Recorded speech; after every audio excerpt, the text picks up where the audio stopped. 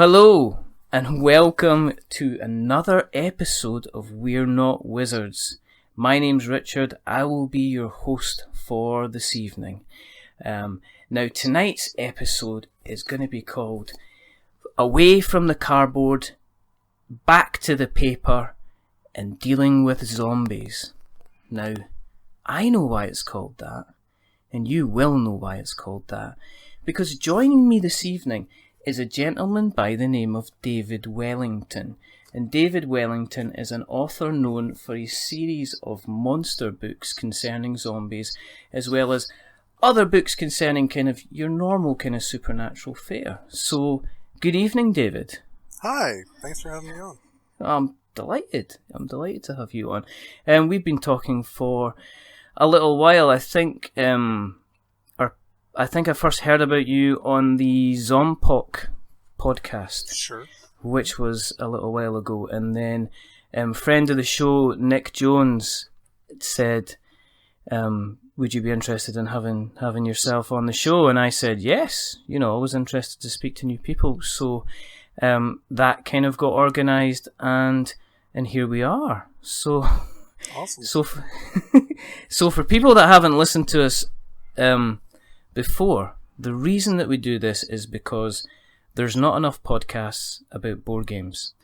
And the other reason that we do this is there's not enough podcasts about board games that bring writers on that write about zombies, and zombies are in all board games, basically. So take that as you say. Are there any others? I don't think I've heard.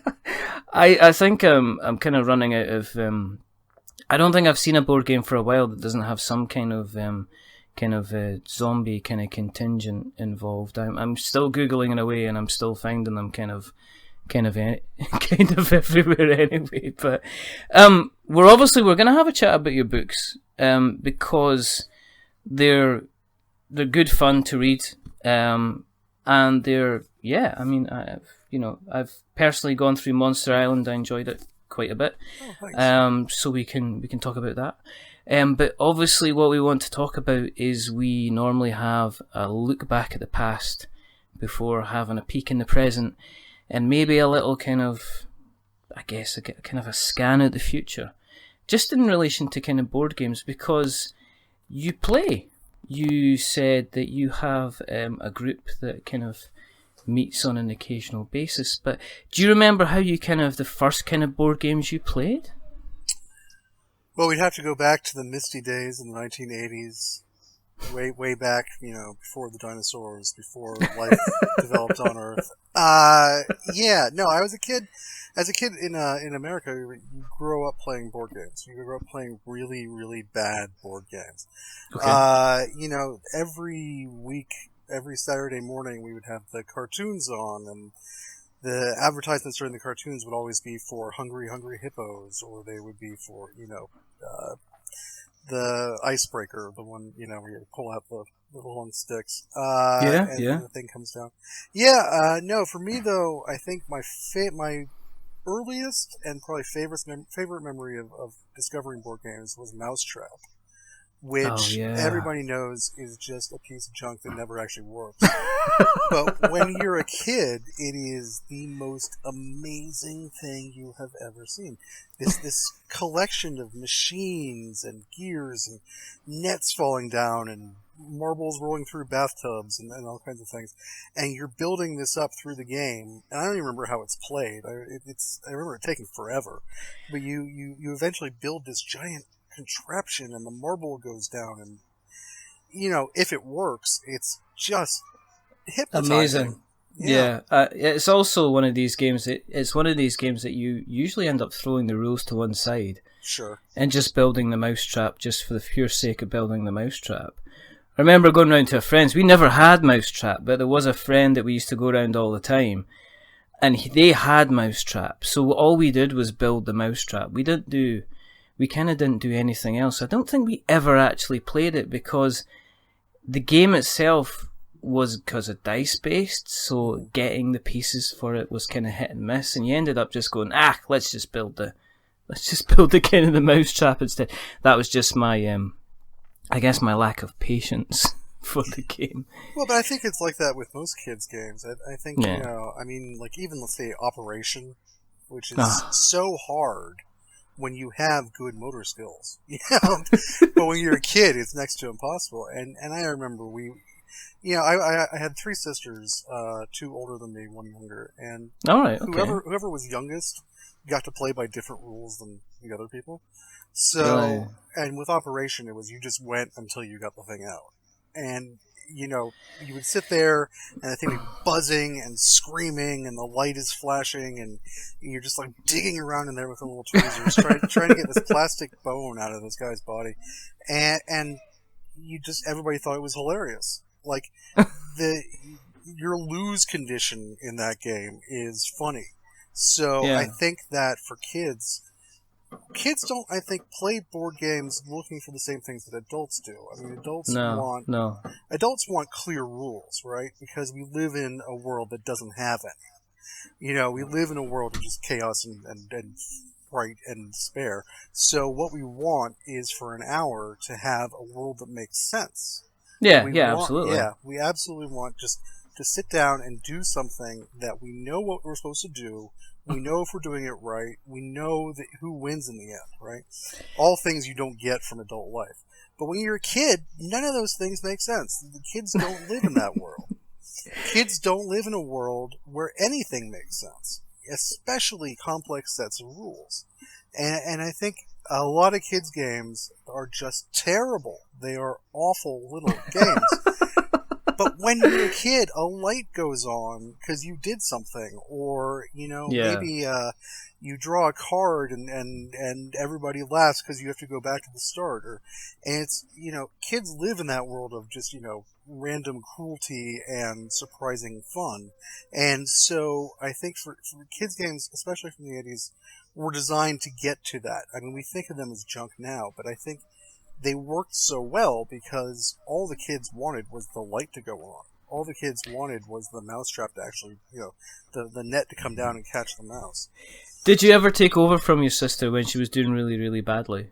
Oh, no. Did you ever say, did you actually put up with the nee kind of noise? It was an iron-bound rule in my household. Whoever was going got to go, and you did not interfere with that.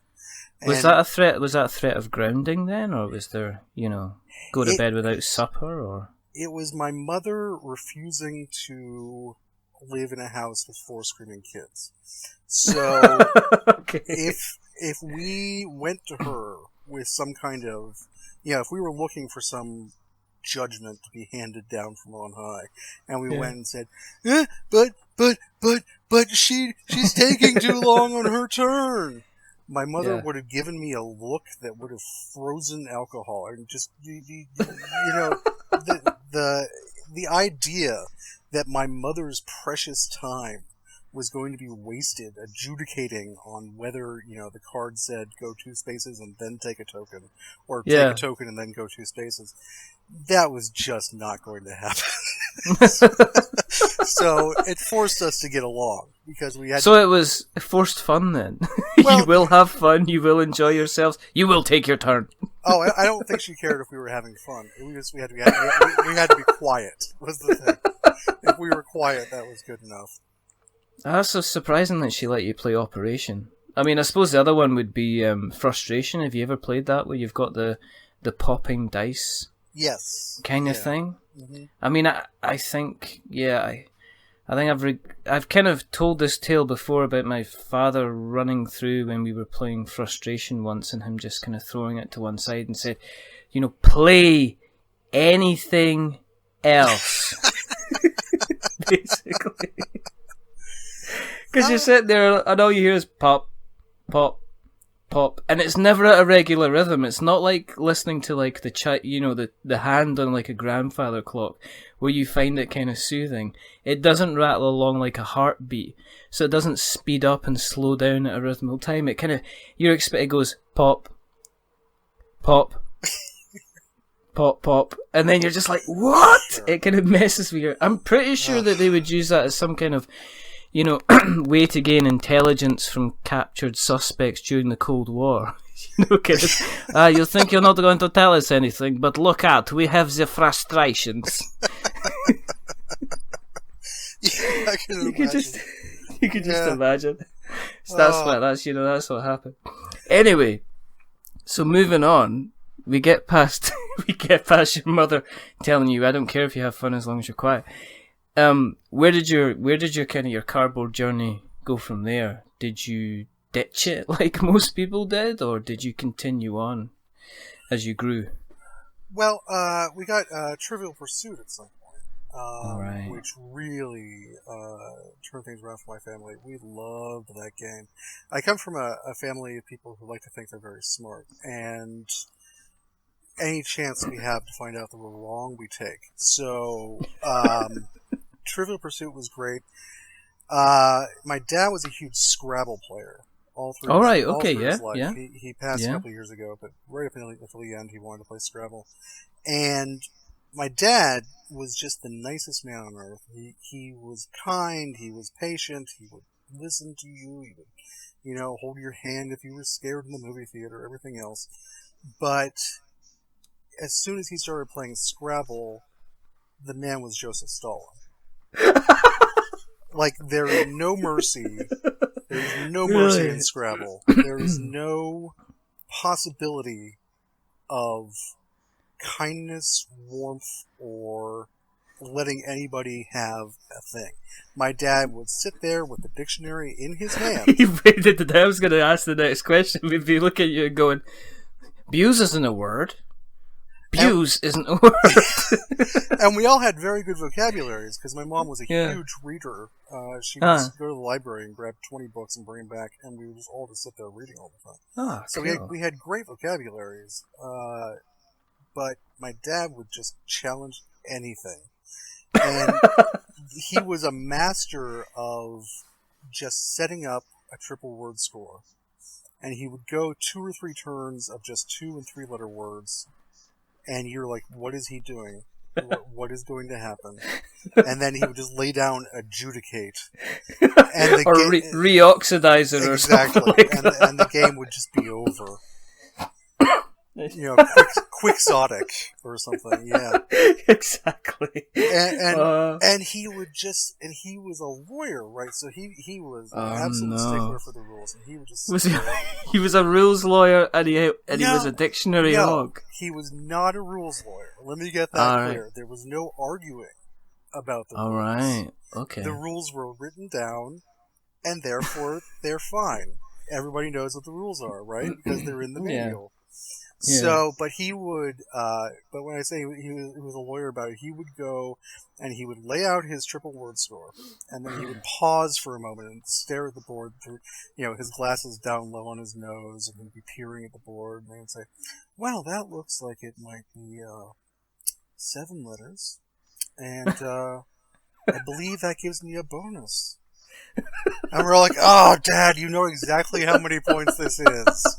He's been sitting there for the past 20 minutes. He's probably worked out exactly. He's probably got 3 different ways of putting the word down, so he knows all the calculations. He's already worked out what everybody else could potentially play. He's already aware of what the end scores are going to be. And he absolutely played Scrabble like the way grandmasters played chess. He was looking moves in advance. He was always, he had a word, but he would never play on a word unless he had 2 places to put it. Yeah. Like, he would know on my turn, if I put down, oxen on where he was going to put down oxidizer, he would already know that on his next turn, he could put down oxidizer on the other side of the board, right? So he was a master. I mean, the man would just... It blow us all away. The point disparities were crazy. Like, he would end up with I can't remember what a really good score in Scrabble is, but it would be like 500 points to somebody else getting 75. It would just be annihilated them, and then he'd just walk away going, "Get over it, son. It builds character." No, he would turn and smile at everybody and say, "Wasn't that a lot of fun? I really like this game." As if any of us had done this by choice. Yeah. You know, as if when he brought the Scrabble set out, any of us were thinking, okay, maybe this will be fun. I think what was actually going through my head every single time, and it never came to fruition, but every single time was like, all right, old man, this time it's going to be different. And it never was. Never was. I've met a couple people in my life like that who just were so good at one game. The crazy story I have about that is I had a roommate once who was just really good at Boggle. And this is a game... is that the game where you kind of... You're like rolling cubes that have got letters on them. Yes, you have a little box full of cubes, and Yeah. each cube has letters on each face. And so you Yeah. shake the box, you take the lid off the box, and then you have to find words in the cubes. It's a 5x5, I think, grid of cubes, and you have to find 3, 4, 5-letter words. And you can go diagonally, you can go up and down, you can go in circles, etc. But and then everybody makes a list of words, and when you're done, you compare the list of words. This is a terrible game design. It requires so much work to figure out who won. You know, I'm not a huge fan of victory point games to begin with, but this one, you literally have to go through, and every person who's playing says, "Do you have A?" Yes, I have A. So you cross it out, because nobody gets a point if 2 people find the same word. Yeah, you only get points for words that only you found. So you go down this list of 100 words, and you're just scratching each one off. And you're really hoping that when it gets to that one 5-letter word, that only you have it. Because the 5-letter words are worth tons of points. But then, you know, you say, okay, well, does anybody have stayed? And STAID. And you look around the table, and you're just like praying that nobody saw it. And this person says, oh, no, I didn't see that one. Where is it? And you show them. The next person says, oh, I didn't have that one either. The third person goes, oh, let me look. And because nobody alphabetized their list, right? You're just writing it down as you find them. So somebody has to go all the way through their list, and then you're just sweating. Like, this is the one thing that's going to make the game work. And then they go, stayed. No, I didn't have that. I had staple. And you're like, why didn't I see staple? I had Mesopotamia. But so my roommate, Sally, was just this very sweet young woman who was very unassuming in everything else in her life. She was just a really friendly, kind person who always was like willing to help out. Like when I moved in, she like brought me coat hangers, and she's like, "I thought you might need these." That's just a friend for life right there. Absolutely. Because you always forget, you know, you got a pile of clothes over your shoulder and they're really heavy because you don't realise how heavy clothes are when you're carrying more than 5. Yeah. Oh, wow. Just the nicest person in the world. But so she loved Boggle. And I've played Boggle before. Sure, I'll play Boggle with you. Why not? So we start playing Boggle, and she won. And she won. And she won, and she won, and I didn't want to play Boggle anymore. But she were you kind of like getting dad flashbacks here? Were you like back to being like a 10, 11-year-old boy sitting there across the kind of the 10 by the 12 by 12 board or whatever, sitting there going, this is happening again. Yeah, kind of maybe, but no. Sally was this sweet woman who I adored. Would just play this game, and she would always feel sorry for me. That was the hardest part. Like every once in a while, she would say, "Oh, I thought you were a writer. I thought you'd be good at this." And she didn't. So she was trolling you as well. No, she did not mean any harm by it. She honestly thought that I was going to be like competition. She honestly thought that I was going to be good enough in this game to give her a decent game. Never did. So we played, and I finally said, I'm not playing Boggle with you anymore. It is just humiliating. And she's like, oh, and she was so sad. And I'm like, okay, fine, one more game. So, of course, we play 500 more games, right?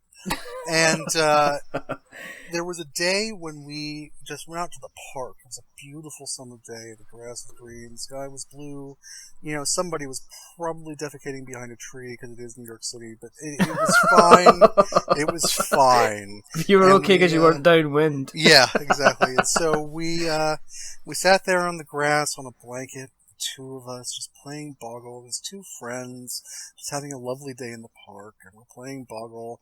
And it's a drowsy kind of hot summer day, and I'm looking at the Boggle board, and Sally shakes up the cubes, and she puts it down, and she takes the lid off, and she says, go.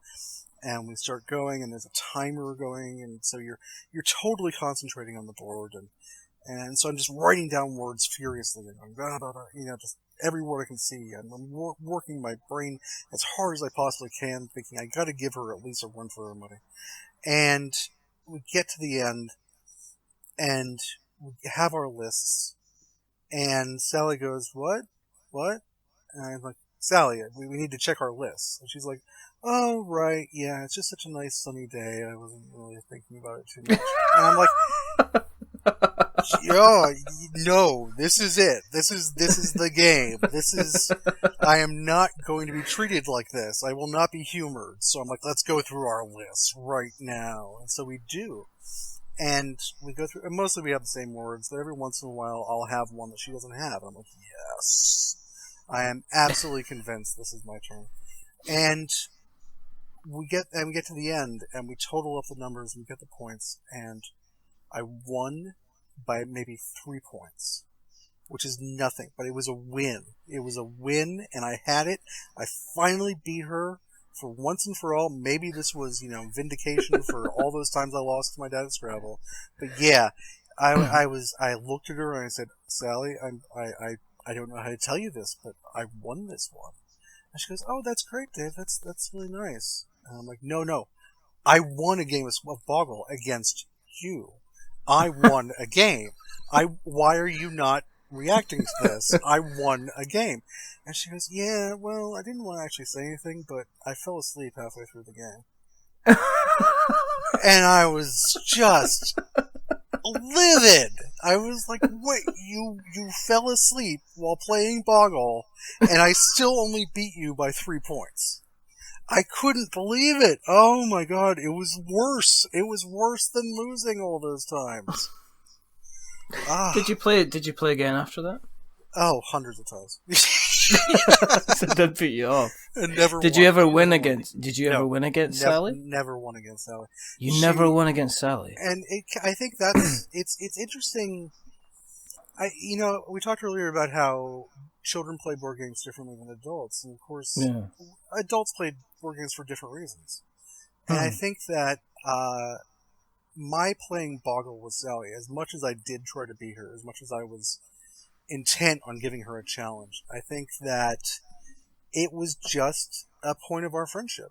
Like, I agreed as her friend to always play Boggle with her, and no one else would. So, it was an act of kindness. And I think that board games are so social at their core, and we think of them as if they are analogous to video games. We think of them, as if they're like other kinds of games. They're not. You're playing with another human being or multiple other human beings. And the relationships you have with those people are what the game is about. The game may be about zombies, it may be about curing diseases, it may be about, victory points or, getting the right number of cards or whatever. But in the end, and I'm not trying to get all deep suddenly out of nowhere, but it's fine, it's your night. Yeah, well, it's your show, so you can tell me to shut up anytime. No, I don't do that. But, I think that, I think the reason why we keep coming back to board games, even the bad ones, is because it's more about enacting friendships and relationships. It's a way to be friends with someone, or love them even, that doesn't, that it can be a little abstract, it can be a little distanced. You don't have to say embarrassing things to each other. But if you play Boggle with somebody 500 times, knowing you're going to lose, I mean, are you still in contact with Sally? Is Sally still out there boggling away? Do you think? She came to my wedding. We did not have time to play Boggle, unfortunately, but yeah, I think we talked about it. I think I said something. I think I told the story about winning Boggle when she fell asleep at the wedding. Yeah. Yeah. And she probably just stood up and she went, "Not once, Wellington. Not once." No, she would never do that. That's the thing. If she was so nice. If she was like that, I would not have kept playing. You know, if she had been mean about it, no, hell no. Yeah. I'm not gonna keep doing that. But because she was so sweet and just, and to her, it wasn't about humiliating me. It was about this just funny. Playing. It was funny. It was this humorous thing that we shared, and it wasn't a joke at my expense for her. It was, you know, it was this. We both knew I was going to lose. We both knew I would just like fly into a rage about it, and I would just be so embarrassed. But we both also knew that was funny, and you know, it was going to be a good time, regardless of how it ended. You know, and yeah. I love games, man. It's such a great way to be with people. So, what are you playing just now then? Because as we said, you've got a group. So, and you know, moving on to After Sally. I mean, you meant again in the green room. You mentioned, as you said earlier, the group. So, when did you move? Did you then stay with board games after that? I mean, or have you kind of got back into them after a break, or where are you just now with them? Well, the thing we haven't even mentioned yet, which is the big deal, is role-playing games, which is a whole other topic of conversation. But I also play a lot of board games still, so let's keep talking about board games. So I have a group that I play legacy games with right now. All right, okay. We played a lot of Betrayal at House on the Hill, which is, I think, might be my favorite board game of all time. And I'm happy to talk about that. But right now we're playing the legacy games. Playing Pandemic Legacy about a third of the way through and loving it, which is hilarious because I when I played Pandemic before Pandemic Legacy, I thought, geez, that game is just so hard. Yeah, and it's like, you know, even other co-op games like Forbidden Island or even Forbidden Desert, not nearly as hard as Pandemic. Oh my goodness, that game is just so rough, and it makes you think about the theme too. Like, that's the hardest part. When you lose a game of Pandemic, you're like, oh, everybody died of Ebola. Exactly, there's a big plague going on. Yeah, and it's a game that bites back. I mean, usually when you're playing a board game, it's kind of it's a passive thing. You know, you roll your results, you move around the board, you take kind of actions, and then if you're moving into something like Pandemic's the first game where the game doesn't actually like you, kind of thing. It doesn't want you setting up shop in Atlanta. It doesn't want you getting to London. It doesn't want you going to Beijing. It certainly doesn't want you to kind of, you know, to get your kind of cure together, to start curing places, and it does its damnedest to kind of wreck your responses wherever you can. I've said this probably hundreds of times now, but my kids, one of the first board games that we played was Pandemic. Wow. Okay. And that was their introduction to kind of what board games could be like. Because I think before then we had played the latest kind of kids friendly version of Monopoly, which was just so sanitized and so non-competitive that nobody actually ever won. It was just awful. You mean as opposed, and then I went, as opposed to the regular version of Monopoly, which people win all the time. Which people have lost limbs over? Which people win all the time. Nobody ever finishes a game of Monopoly. I think Monopoly is one of those games where you win the game by refusing to stop playing longer than anybody else.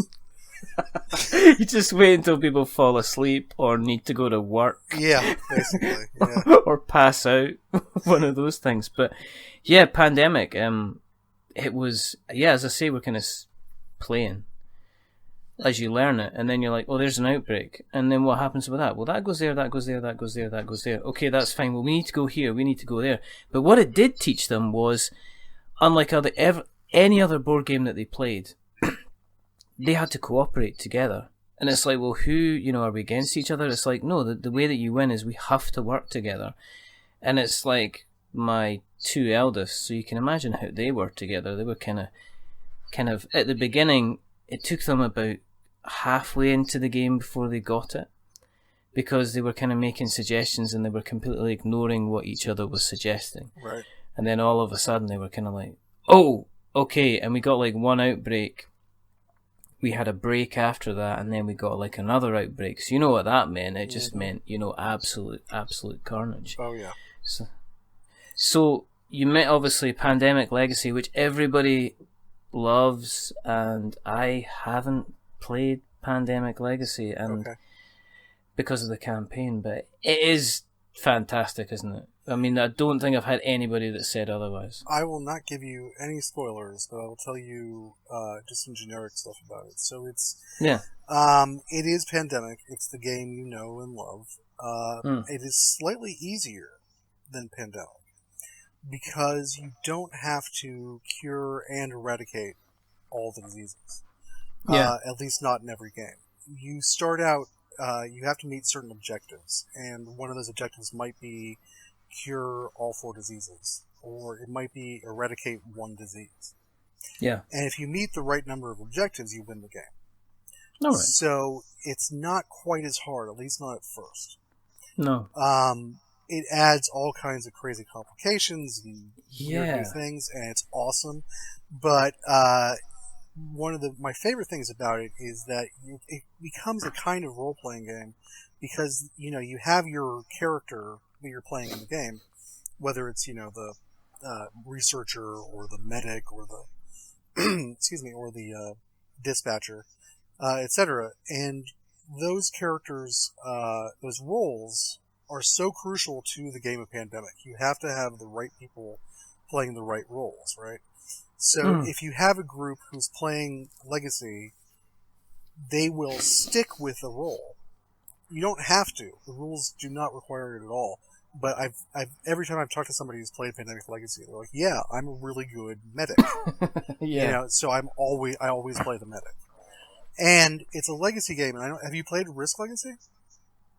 I haven't. No, I haven't. Okay. I've because as my issue always with Legacy games is running campaigns where you're like playing more than 1 or 2 rounds. It can be difficult to do because not everybody's at the club, and then it can be difficult stringing kind of weeks and things together. But from what I've seen, and I've seen Pandemic Legacy kind of played, there's stickers going on, there's envelopes there, there's marker pens on cards, and basically the game kind of, we've talked about it a few times, and the game kind of changes month by month, and you get scored on the month and whether you succeed on the month, and there's,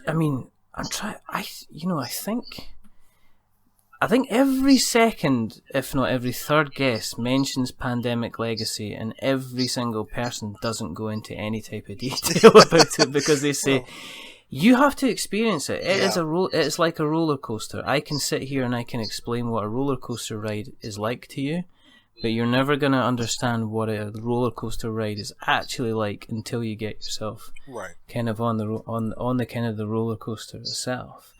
Have you been playing long? I mean, how far are you into the campaign on Pandemic Legacy? It goes by months, so it's it's January, February, March, and so we just finished March, so we're only a quarter of the way through the game, but there's already been crazy stuff that's happened. And so the reason you gave for not playing it is unfortunately the correct reason, and I'll tell you. So I've been playing both Risk Legacy and Pandemic Legacy. Yeah. And Risk Legacy is absolutely a pickup game. You don't have to play every game to get the story, to understand what's going on. So the guy I know who owns Risk Legacy, right? He and I have played this game 2 or 3 times. He's played it with other people multiple times. And so every time I go over there and see the state of the board and what has changed, it's something different, and what crazy thing has come up, it's just immensely fun. Pandemic Legacy, I think you really should play with the same group of people throughout. Yeah. The story itself is no more complicated or whatever than the Risk Legacy story, but the relationships you build between the various roles, the character classes, whatever you want to call them, is just so vital. Like, there are multiple ways to play it, based on which roles you have available. Like, I think there are 6 roles, and typically you have 4 players playing it, and so you'll have 2 roles that just don't get played, and that changes how you're going to win the game. Because if people don't know Pandemic, I guess you can't really spoil a base board game. So in Pandemic, you need to send people around the world. There are 4 diseases that are sweeping the planet, and you play the Centers for Disease Control. So you have to send people to various cities to treat diseases, to wipe out outbreaks of disease and so on. But you also have to have scientists who are studying diseases looking for cures. And so it's vital that everybody knows what their job is. And those jobs have to intersect perfectly.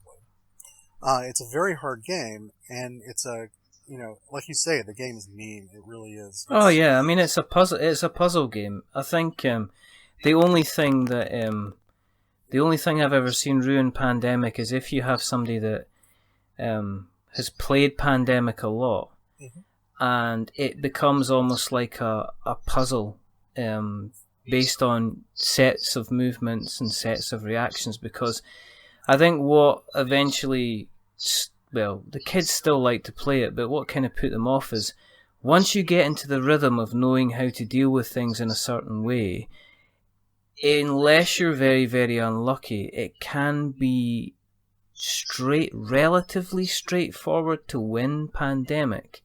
And it's one of these games I've seen what we call quarterbacked a lot, where if you get one person that's played it a lot coming in, you have to tell them to shut up so people can experience the kind of the losing side. Because folk will just say, right, you go here, take that there, you take there. You the medic, then you go here. If you're the dispatch person, send this thing here, kind of thing. And you can end up in kind of that situation. But the thing about quarterbacking is, and I've heard this and I've witnessed it in some games. Absolutely, there are some games where somebody will just take over and be like, "I know how to do this, so just listen to me, and we'll get through it together." Yeah. And that can be a real buzzkill for people who want to be part of the solution. But I gotta say, there's another kind of player who wants that. There are players. Oh yeah, no, absolutely, yeah. There are players who just want to be along for the ride, and there's nothing wrong with that. They get an enormous amount of fun of watching the quarterback solve this problem, and getting every once in a while getting to participate and saying, "Yeah, how can I help?" There are players who love that. Yeah, I saw that in when we played. Now we did a kind of a chat on about. Me and Colin did a chat about Letters from Whitechapel. Which has been uploaded to YouTube. It's a quick plug, but it's a quick plug. And Whitechapel is where it's Jack the Ripper. So somebody plays Jack the Ripper, somebody plays the police, and it's one person against a whole pile of other people. And every round, between the police squad, one person decides to be the inspector, and that inspector basically tells everybody else what they're meant to be doing. Now, when we were playing Whitechapel, Colin was happy to tell people, okay, let's go here, let's go there, let's go, because he kind of was figuring out what was going on. But some of the other guys, when it came to their kind of inspector thing, they weren't, they would prefer, they were like what you said, they were happy to step back and kind of be told the best way to kind of play it. Yeah. But have you played Letters from Whitechapel? No, I'd love to though. I've seen videos of it. No, it's fun. It's so we had a lot of fun with it, and I can't recommend it enough. It's just it's a fantastic game. A lot of tension, a lot of fun, and it's hidden movement as well. Right, so. Right. There's a little bit of it's kind of a bit stressful, kind of going about, but Um, is there any other? I mean, is it the kind of the legacy kind of way? Is that kind of where you're going with games as well?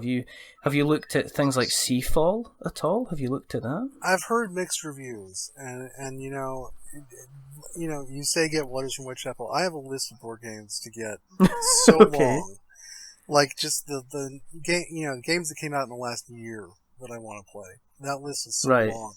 That's the thing. I think that what's fascinating about what's happening to the hobby, right, is that there's so many more games now. And maybe there were always that many games, and we just didn't hear about them.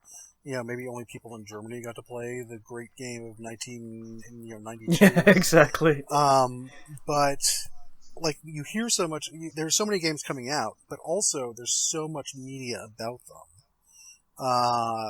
Which is a good thing. I'm not complaining that people are podcasting about board games.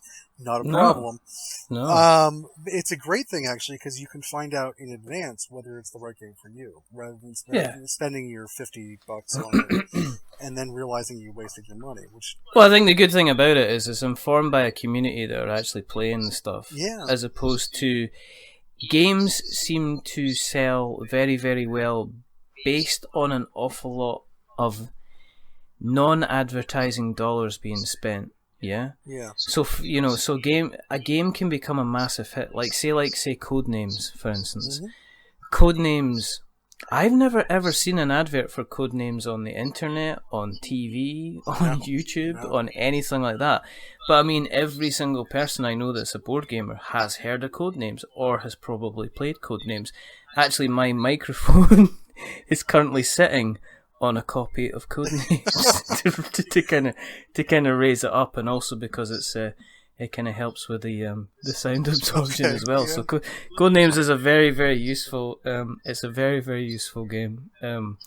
It's also sitting on top of a copy of a game called Lab Wars as well. So.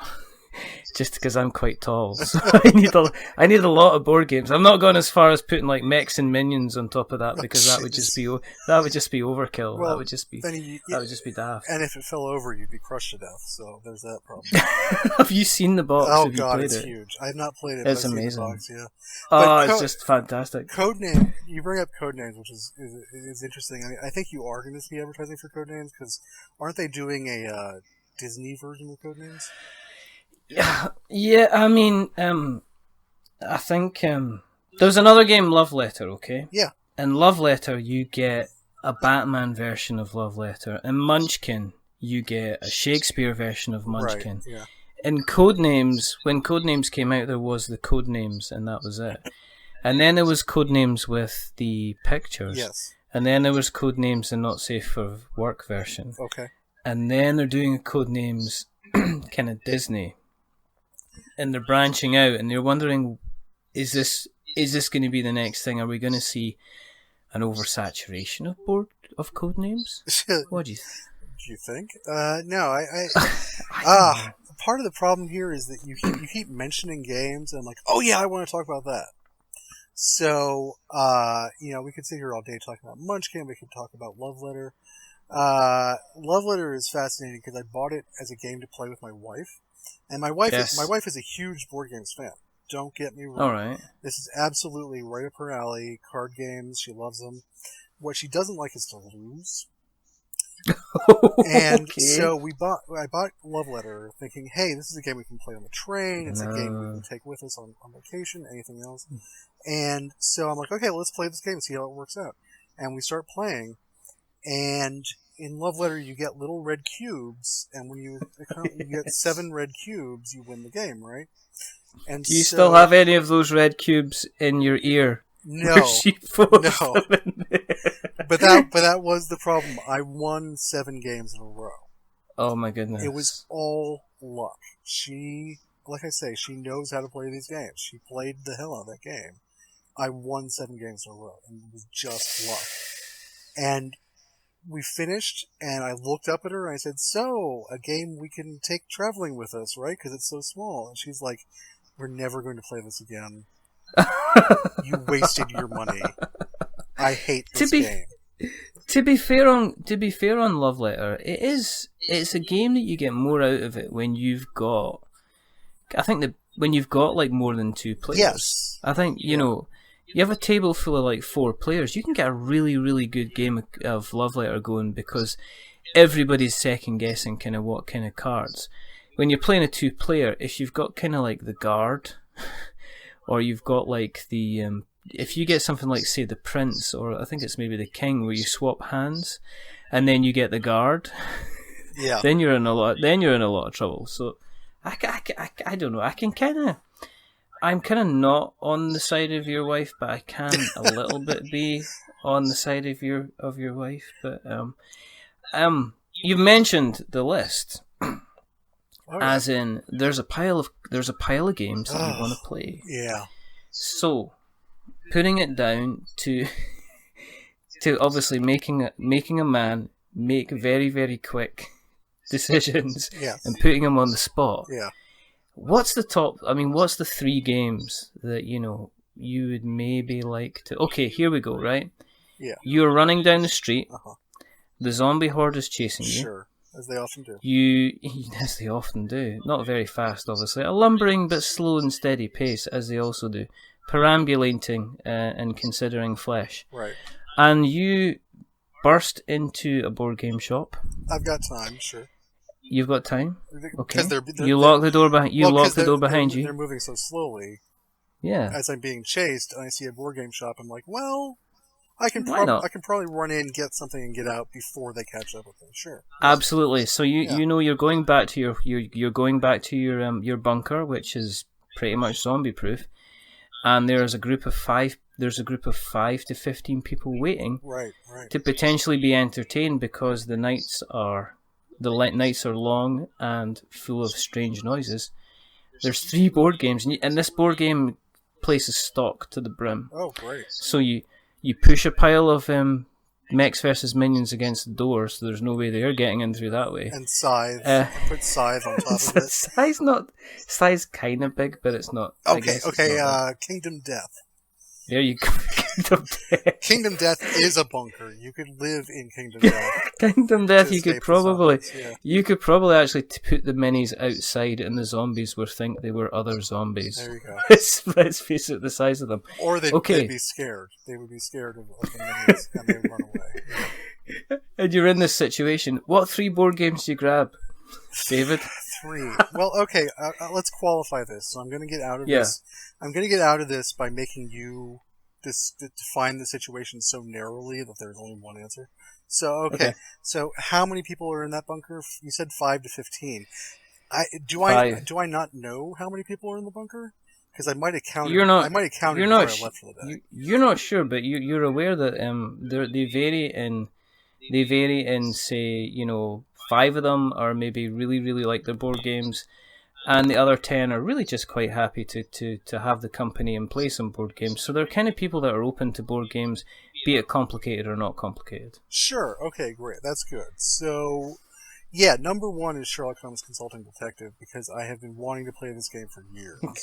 Okay. And I know some people don't even consider it a board game. That's fine, but it just looks so awesome. I just want to play. Yeah. I understand there are problems with distribution. I understand there are problems with typos in the thing, whatever. It doesn't matter. It just looks like fun.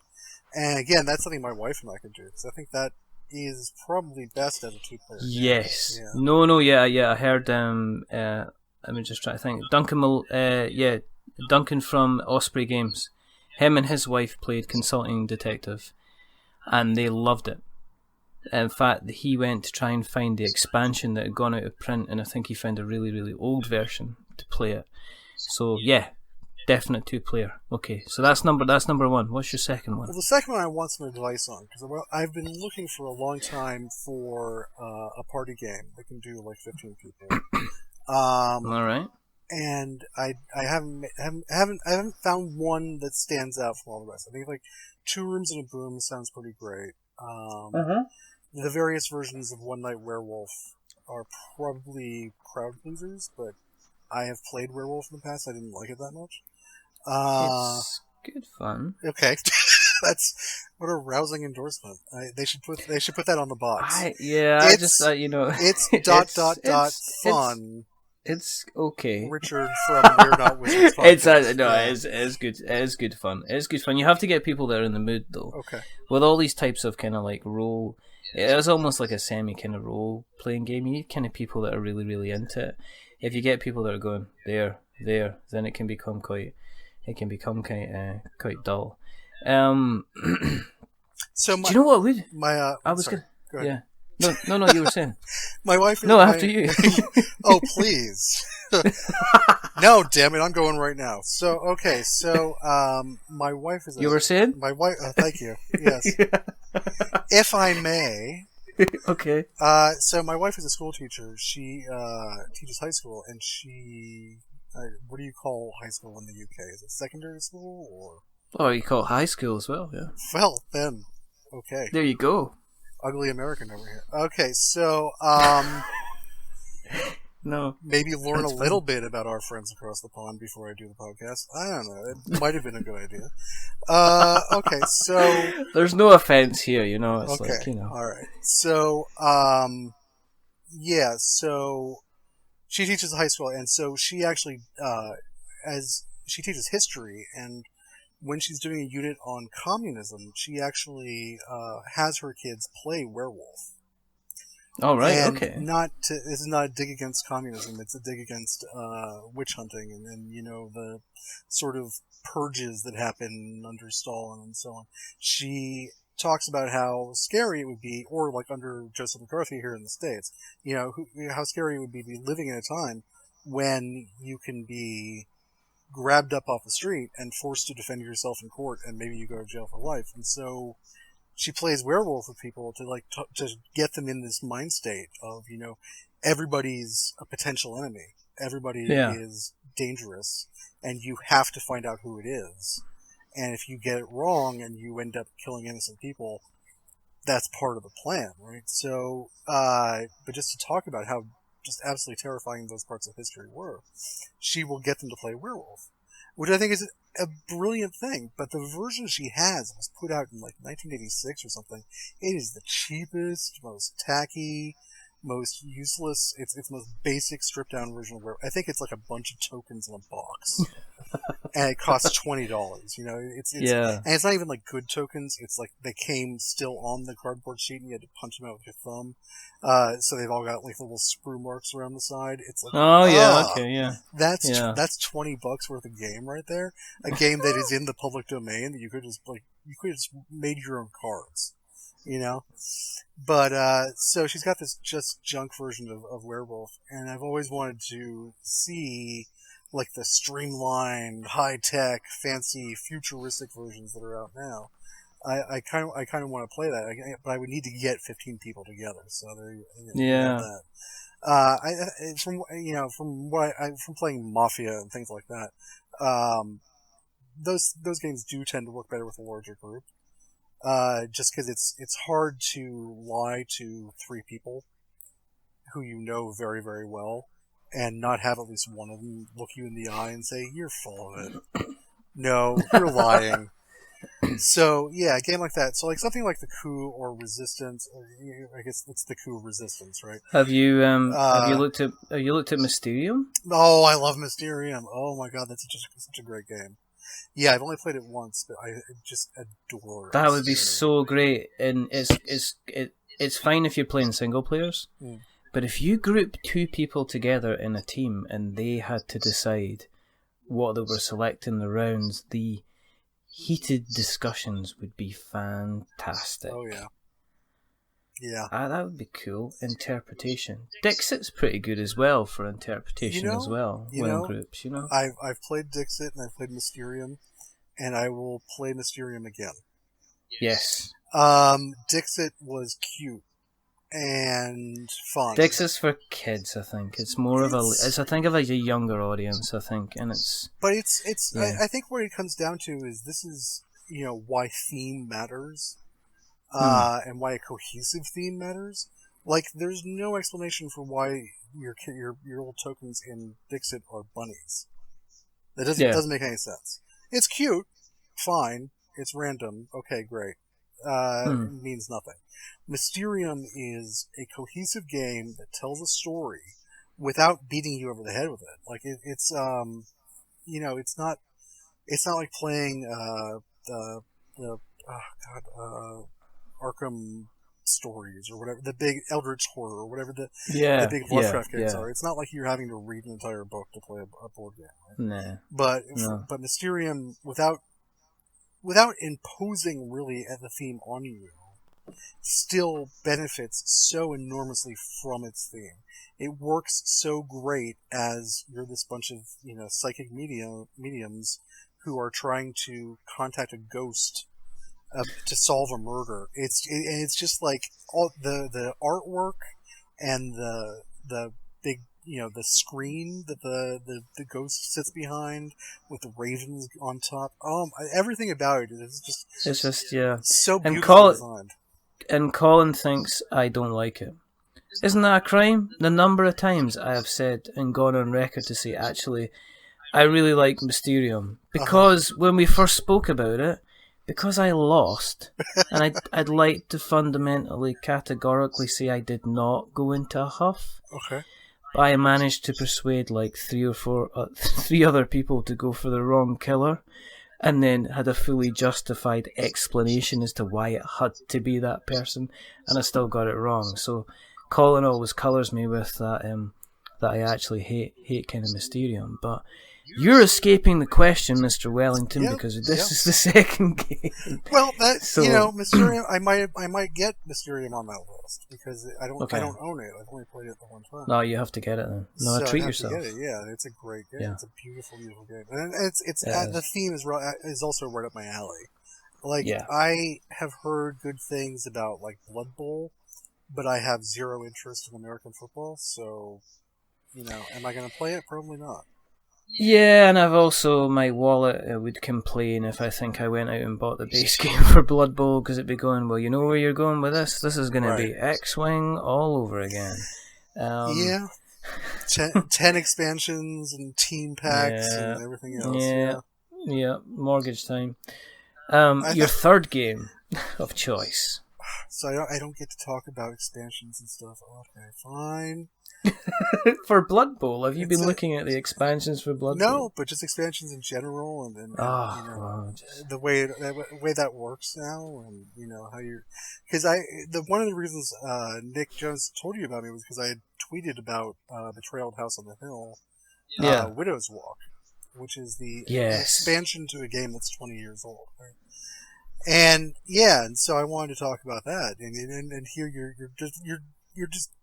you're distracting me with this zombie shutting you down. This zombie Listen, horde you're deciding the conversation. If you want to talk about it, I'm not steering it in any way, shape, or form. I did not put down that scenario as a massive segue for you to potentially talk about your normal job. But that's fine. Let's talk about the betrayal. No, that's okay. No, you've done it now.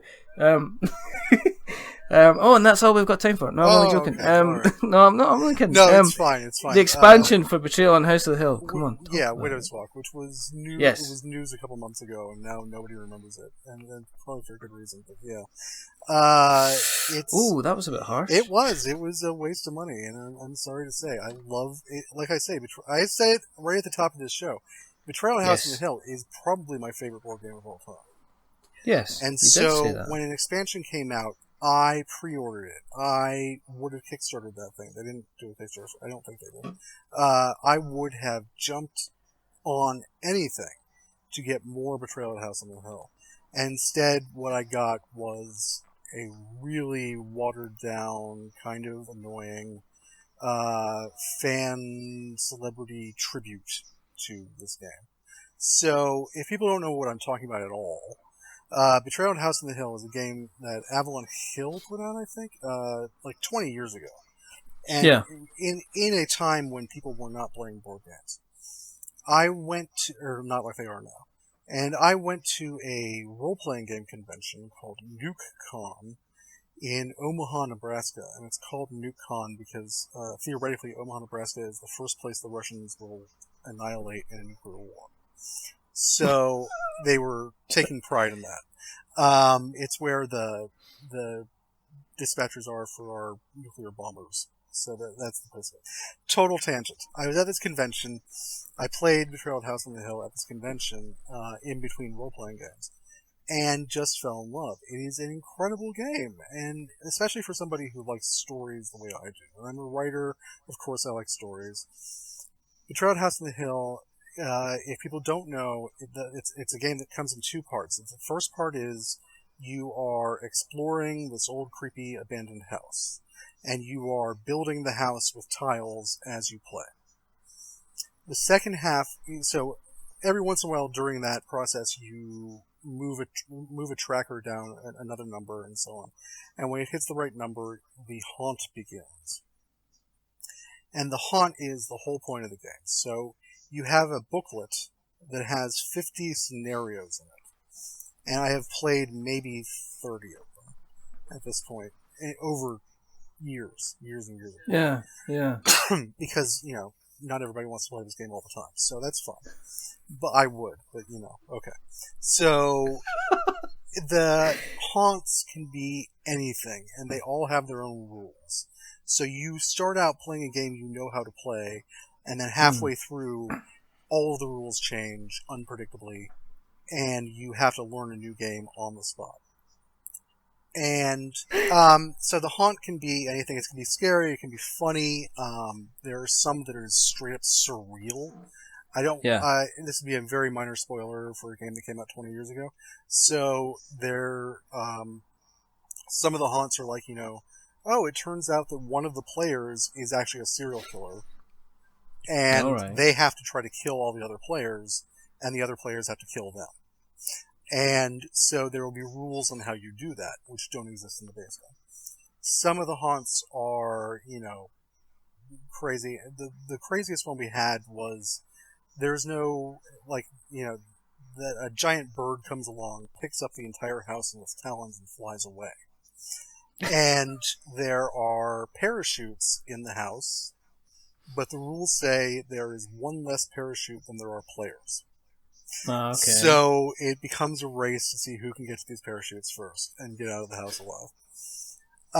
And that's the thing. You never know. You never know what's going to happen in this game. It's always a fun story. And there are new rules to follow. There are new tokens to put on the board. There are new items and new cards and everything. And it's just great. I love this game. I've seen it played. Because I recognise, because the figures themselves are slightly, they're usually all painted. So I think the figures themselves are kind of like pre-painted in the recent version that I've seen. And I think the scenario that, if I remember the guys talking about the scenario that they played, which was something to do with the Spectre was an alcoholic and wanted one last bottle or something like that. Okay. It was something fun and stupid. Yeah. So they had to go and find out, using certain clues, they had to find out where his old liquor stash was or something like that. Mm-hmm. I'm sure I'll get shouted down at the club when the guys that played it will, they'll pick up on that. But that was the kind of thing. What did the expansion do so wrong? So the expansion was a dream project of the game's designer, and more power to them. They I'm not going to name names because I'm going to get really mean here in a second. But this is obviously you could look it up. But so his plan was always to have an expansion of this game. The game did not do well. It went in and out of print. There was a second edition, but nobody bought the second edition. And then Wizards of the Coast got involved somehow. And it's a game with a torturous history because it came out like 5 years too early. If it had come out in the middle of the board game boom, it would have been just a hit. It would have been huge. Yeah. But because it came out too early, it kind of suffered. So, but the designer was like, this is my favorite game I ever designed, and I wanted to do an expansion. What he chose to do was he went and got a bunch of celebrities to come up with new haunts. Now, let me start with the good part, because there is some good stuff in the expansion. It adds another floor to the house. It adds an attic to the house. And so you get more tiles, you get some, they add I think a dumbwaiter to the house to help move around the house. You get more tiles, you get more cards and items and so on. You don't get any new characters, which is a mistake, I think. Right now, I think it's a 5-player game. It could have been a 6-player game easily, or if it's a 6-player game, it could have been a 7-player game. You know, it is a great game for a group of a larger group in that sense. Yeah. So they didn't add any new characters. They didn't add. The additions, other than the new haunts, are nice, but they're kind of unimaginative. So, okay, not every expansion is great. The problem is the haunts, and so what he did was he got a bunch of celebrities to write new haunts for the game, and that sounds fun. Like, he got people from the movies, he got people from television and board games and role-playing games and video games to write new haunts. And it's not like he got, some reality television show star to write a haunt. These are all people who are content creators. Absolutely. And I think he really had the best of intentions with this, and really thought this was going to be great. Because he got some really smart, talented people to do this. The problem is none of them had actually played the game. And I'm sure he sent them. I'm sure he sent them copies of the game. I'm sure they opened them and looked at the rules. Fine. Yeah. And I'm not going to call out any single celebrity. I'll call out one who was probably one of the biggest celebrities going. I'm not calling it any, but I'm just going to call it just one. Just one. So, it's the Spanish Inquisition all over again. So Pendleton Ward, who is the creator of Adventure Time,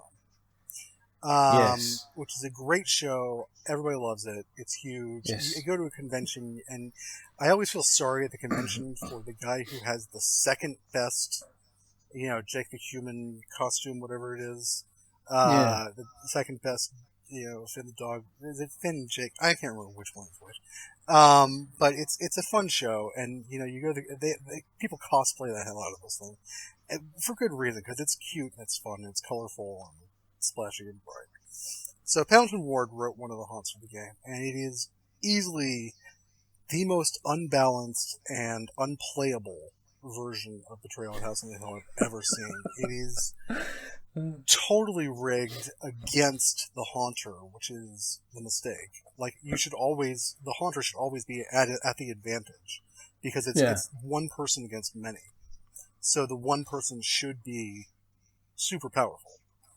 Instead, they have no chance of winning whatsoever. It is next to impossible for that person to win unless you feel sorry for them and let them win. So, I'm not going to give any details about anything because I don't want to spoil things for people, even for a bad game. But I've played several of the haunts. I've just read a couple because I was like, we're not playing this again, and they're just not very good. It's some of them have some clever ideas, but they're clever ideas for other games. They're clever ideas for, wouldn't it be great if a board game did this? Not, wouldn't it be great if you could do this in Betrayal at House on the Hill? It's a total mismatch for the game, and my friends who humor me by playing this game, right? Because I always want to play this game. Played through a couple, and they were like, wow, that was kind of okay. And I could see in their eyes, they're like, what, maybe we don't have to do this anymore? Like, maybe this is all for the best, because Dave won't want to play anymore? And it was just so sad, because I was so excited. This is my favorite game in the world, and there's more of it. That should always be a good thing. And in this case, it was just such a disappointment. You sound like the guy that convinced a group of his friends to go and watch The Phantom Menace in the cinema when it came out. Exactly. That's exactly what this is. And I know I'm being super harsh, and if I wasn't such a fan of the game, of the base game, if I didn't love it and think it was brilliant, I don't think I would care as much, and I don't think that I would feel so let down. And if all you want to do is just buy something because Pendleton Ward had something to do with it, knock yourself out. Get them to sign it at a convention or something and put it on your shelf. Yeah. But Yeah. but it seems to me like that was a good marketing idea. It was not a good design idea, and in the end, it just suffers for it. And I think if you had gotten people who love the game and who play the game a lot, but because this is such an obscure game, or was once upon a time, there just aren't that many people who know it that well, and so it was going to be impossible to find 50 people who can design for this game. And so what he did was he found 50 random internet celebrities, and just got them to do it instead. And got them to do it without any kind of guidance, as far as I know. And I could be completely wrong. I could be like slandering this man, and I really hope I'm not. It's fine. It's fine. He's on. He's going to be coming on the show in about 3 weeks. So okay. I'll get him to listen to this before he comes on, and he can reply. Please, if he does hear this, I love your game. I think you made one misstep, but I think you're a brilliant designer. When he wrote the haunts, they're all great. All the haunts in the original game are fantastic, and they are well worth playing, and they are just so carefully balanced. It is just a question of balance in this expansion. There was no real attempt to balance these things. No. And the game just becomes unplayable sometimes. You do sound like somebody has taken like your favorite album, or your favorite food, or your favorite jumper, or even like your favorite pair of shoes, and have basically just dumped a whole load of slurry over the top of it and went, there you go. What do you think of that now? I really don't want to be that guy. I don't want to be the guy who says David Bowie never made a good album after 1968 or something. Okay. Yeah, but we know it's true. No, David Bowie made great albums after 1968. Yeah, absolutely. Other David Bowie albums are available. Yes. But that's not true. We don't want to incur the wrath of the kind of the David Bowie. I don't know what they're even called, a collection of David Bowie fans. Yeah, we don't want to incur that wrath. I'm not part of this. I am not part of this. I love David Bowie's entire discography. We can edit. I thought Tin Machine was amazing, man. Oh, I could listen to that all day long. No, David Bowie was a superstar and will live forever in our hearts and minds. Absolutely, I agree with that. Richard here apparently thinks he was a jerk and thinks he couldn't put two notes together. Well, that's overrated as well. That's the opinion of the We're Not Wizards podcast. That is not the opinion of David I didn't like his Wellington. white face makeup and Ashes to Ashes. Can I just say that as well? It's just the bulldozer thing. The bulldozer didn't drive fast enough.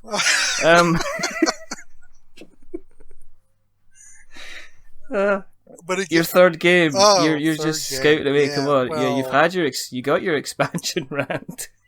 I was expecting a gentle chat about an expansion. I didn't realize I was walking into the middle of a word apocalypse.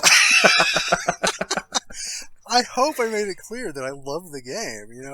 That's the thing. Oh yeah, it's just but you're allowed to criticize the things that you love. Yes, that is the whole point. That is the whole point of criticism. You don't criticize something, and that does not mean you hate it, which some people don't get. That's such a problem we're having today. Is that there is so little criticism, and I think that there are so many games. And I think part of the problem is Kickstarter, and Kickstarter is a great thing for a lot of reasons. But I think it really hurts the board game industry for this reason alone. It helps a lot of people get games made that would otherwise not get made. And that's a wonderful thing. But it takes a step out of the process that is a super important step. And so when you kickstart a game, you're saying, this game is going to be great, so give me money. I'm not going to show it to you. You're not going to play it in advance. No one knows what it looks like. No one knows how it plays. But just give me money because it's going to be great. And people give them the money, and they get the game, and you never hear about it again. And the people who liked it, great for them. The people who think they wasted their money, oh, that's too bad. It's Kickstarter. Yeah.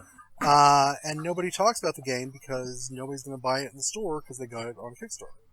So, the review sites, a lot of the review sites won't do Kickstarter games because they can't. No, because you won't see them again. But then on the other side of it, to counter your point, yes, in a debate type style, and I'm leaning against my chest of drawers now with one elbow up in a type of a debate stance. Yes, it's almost I was standing at a lectern. Mm-hmm. Is to say that do you have your, there are some pince-nez on your nose. Your cravat is adjusted just perfectly. It is indeed, and Bunty is sitting in the audience. She's willing me on. Is the lighting in here is okay for you? Or is it too warm, too cold? I could do with some iced tea if you don't mind. On to counteract that, there are a lot of games on Kickstarter that fund well, yes, and are very good games, but but never fund enough to see a second printing. Right. So there is that side of things again. I think Kickstarter is getting into its point where you have to have reviews, you have to have video playthroughs, you have to have a lot of testimonials, and I find that we are speaking to a lot. Well, we've done a few shows now. We've had people that before they're even their campaign, they're hitting almost like the trail to speak to people like us to say, okay, this is what I'm about. This is what the game's about. To have a kind of a chat, and we spoke to guys like Frank West recently, whose Kickstarter's out might even be the end of this month. He was talking about his game long before the actual Kickstarter campaign coming up, because I guess on the other side of it, you've got these big corporations that are like Weta. We spoke about Weta in the last episode, have just released their first board game. Right. The Weta, the visual production studio that did Lord of the Rings. And they're putting a board game on Kickstarter. I guess they're trying to see what the kind of interest is on it, basically. So it's interesting. It's interesting. Third game, David. Well, no, I have so many more thoughts on Kickstarter now. Are you going to deny the world my wisdom? I'm going to deny you. I tell you what, third game and Kickstarter. Okay. The problem with the third game is that I don't know. I don't have a good answer. There are so many good choices. You tell me, what's your favorite game that came out in the last year? I'm trying to think. There's so many. There's a good list of few. There's Catacombs. You see my problem. There's so many great games out right now. How do you pick the third one? Like, I own Codenames, so I don't need to pick that up. Dead of Winter? Do you have Dead of Winter? I do not have Dead of Winter. I played it once, really enjoyed it. I don't remember it all that well, though. You have to get Dead of Winter. I remember it being really complex. You have to get Dead of Winter. Well, okay, then I have my third game, don't I? There you go. You have to get Dead of Winter, and you have to get the expansion, the long night. That would be a fourth game, wouldn't it? Just an expansion. It's just like a side game. It's a separate game, but it is a kind of expansion. Right. But yeah, it's kind of 3.5 games. Yeah. See, now who's trying to who's ruining the bit? Now who's ruining the bit? Right? Are you pulling rank on me? Because this is my podcast. I'm just saying. Oh, I thought you before you said that it was my conversation, and then I could just talk about whatever I wanted. And I know, but then I'm deciding things, and sometimes on occasion, I'm sitting there. I've got the dictionary. I'm looking at that word that you put in bird on the board, and I'm saying, David, that is definitely not a word. Okay, all right. Kickstarter. Anyway, you were going to say. You know what? I'm just going to jab the pinchers in the Operation game, and I'm going to get that bread basket out. And I don't care how much noise it makes.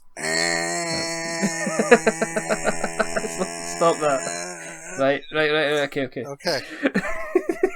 I'm taking back the power. You see, you've done that. I have taken back the power, so we can talk about Kickstarter. Right, Kickstarter. I could go on all day about Kickstarter. Nobody wants to hear about that.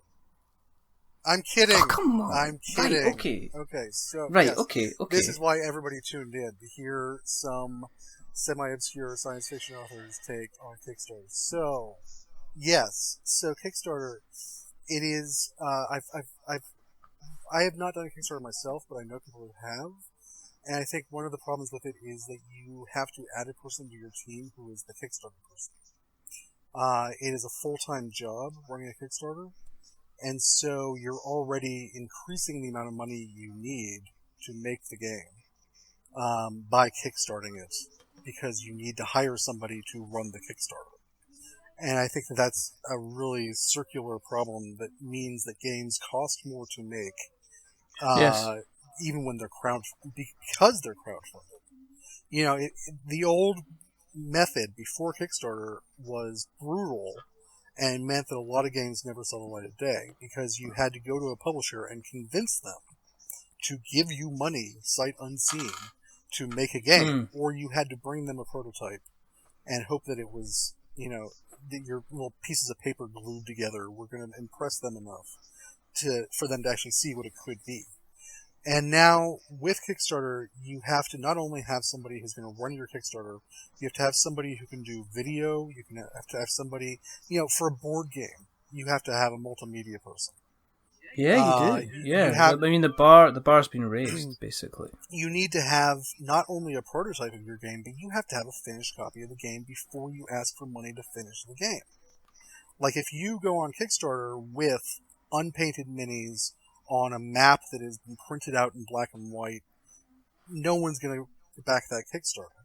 You've got to have finished, printed stuff. And it can be cheaply done, you know, and maybe it's a recycled piece of paper and on the back is like a Chinese takeout menu, but, you know, it's got to look good enough for the photographs. So all of your art needs to be in place before you start asking for money. Art is the most expensive part of making a board game. Oh yeah, it absolutely is, and we've spoken to quite a few people. In fact, one of the recent people that we spoke to, Sarah Kennington, and she is running a Kickstarter campaign for her project Awesome, and she basically paid all the art costs before the Kickstarter, and she's not putting that in. I don't think she's figuring that into even her target, because she says, I've got to get this made, and I knew I'm going to get this made, you know, this game has to get made, so therefore she's already shelled out quite a lot of money. And yes, you're completely right, you can see the games where somebody has obviously had to put a good £2,000-3,000 into a game before they're even asking people for money. And then you can see the games where the guys have said, well, are you good with Photoshop? Yeah, I can mock up something on Photoshop. Are you good with the video? Yeah, well, let's just, you know, get the mobile phone, stick it on 4K mode and take ourselves a kind of a video. So, yeah, it's kind of weird, because it is almost the case that Kickstarter is starting to move away from what it was designed to do in the first place, which is a strange opinion to have. But if you think about it, you can't go with an idea as much as maybe when you did first maybe go to Kickstarter and say, okay, here's my idea, would you give me money for it? So it's no longer like a Dragon's Den type scenario where you're rocking up with maybe an idea or one prototype and saying, okay, here it is, if you give me some money, I'd be really grateful. What you've got now is you've got the pre-noise, which happens sometimes like a year to 6 months before the campaign's even out. You've got to get your art together, like you said. You've got to get your prototypes together. Yes, you have to consider actually having potentially 2 or 3 manufactured games already, because you've got to send them round the review circles, because there's certain guys you want to get your eye on your game because they have big YouTube followers and they can spread the word. You've got to think about maybe doing interviews. You've got to think about contacting people that do blogs. You've got to think about your Twitter profile. You can't just kind of launch a Twitter profile 2 weeks before you put your game out, kind of thing. You know, you want to be going in with an audience of a couple of hundred, if not 500 people who are kind of catching your tweets as you go on. So yeah, it's a mini industry, and you can see with all things like video games have a mini industry behind them, which is the kind of the YouTubers, the bloggers, the commentators. The Kickstarter people have a mini industry behind them, which again is the guys that do pre-production art. They will do your production videos. They will do your layouts for you. They're the guys that I've spoken to that do Kickstarters, and one of the biggest guys we've had was he's on their like third, fourth campaign, Peter Blanker, and he was getting contacted. You get contacted all the time by marketing companies that will claim to market your Kickstarter for you. So it's a big.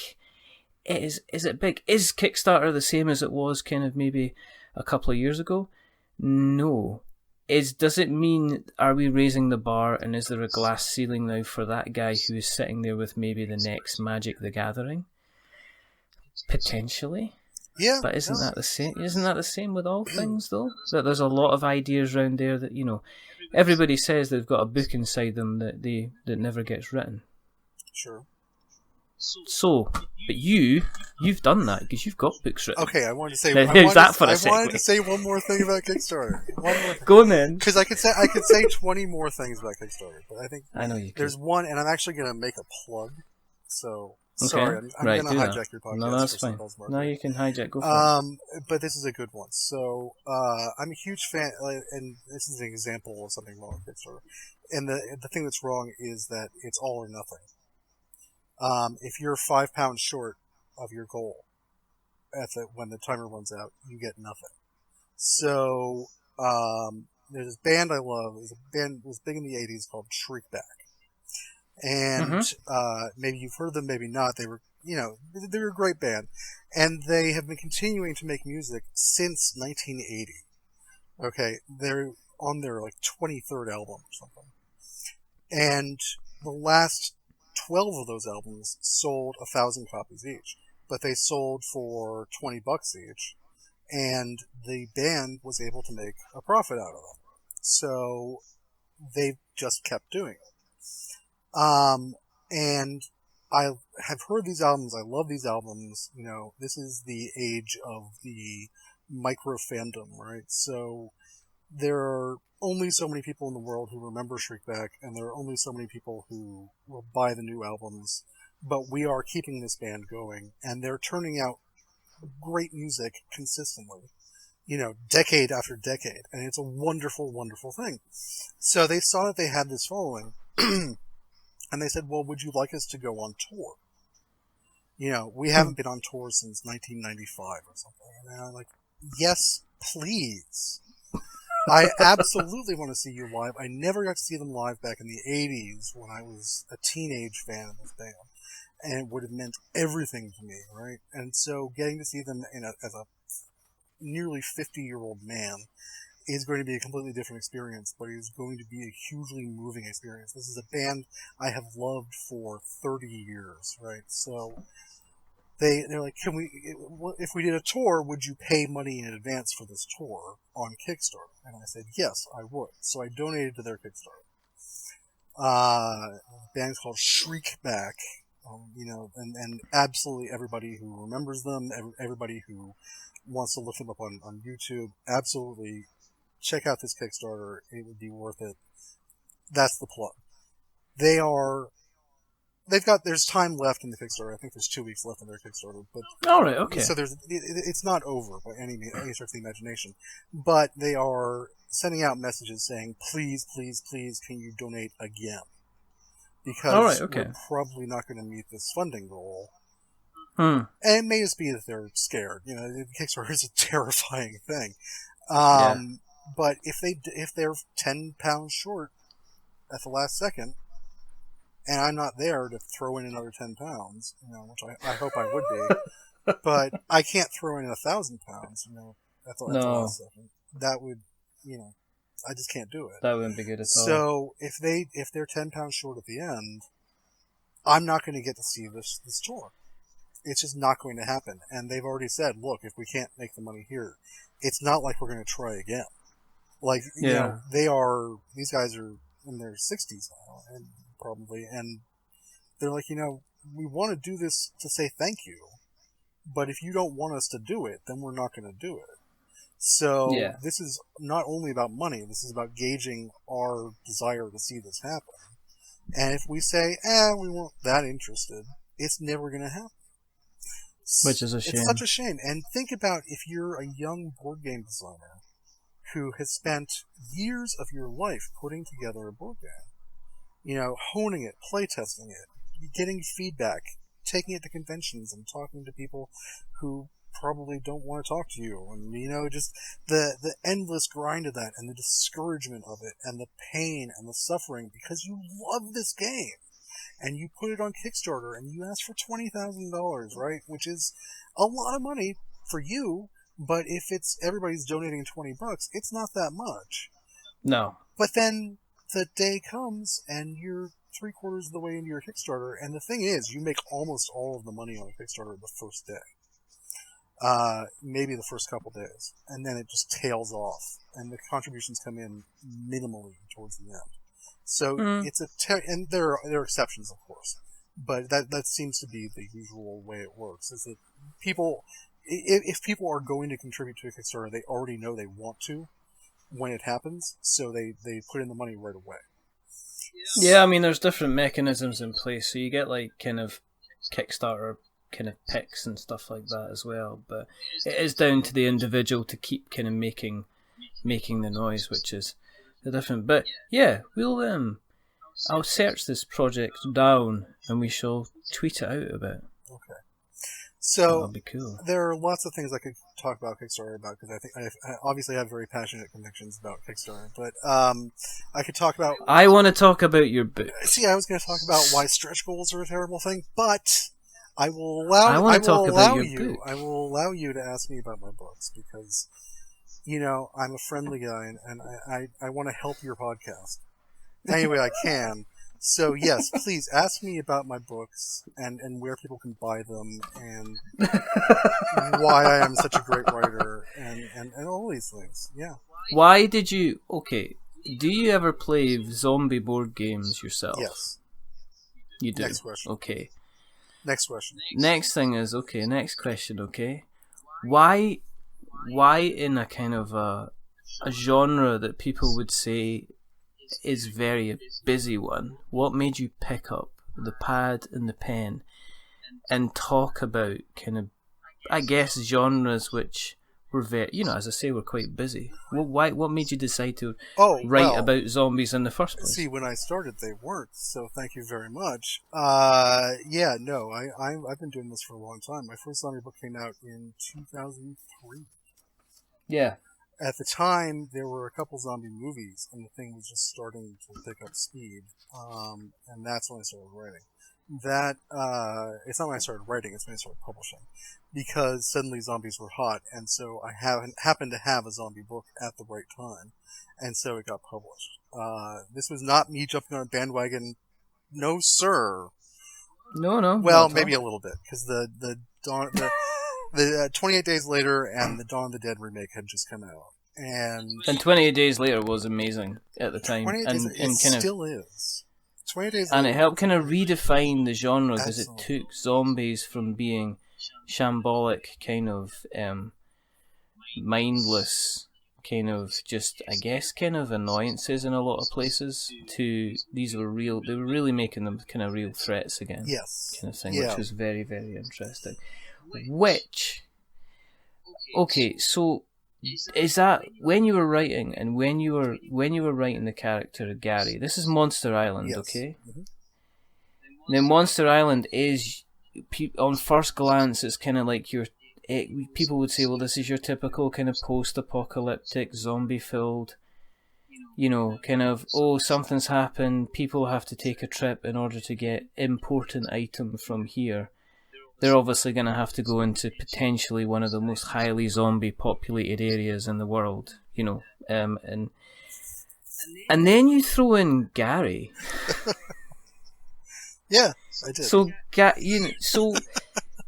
was it, when you were writing it, was it important that you were trying to kind of do something different with the kind of the story? Yes. I mean, I always want to do something different.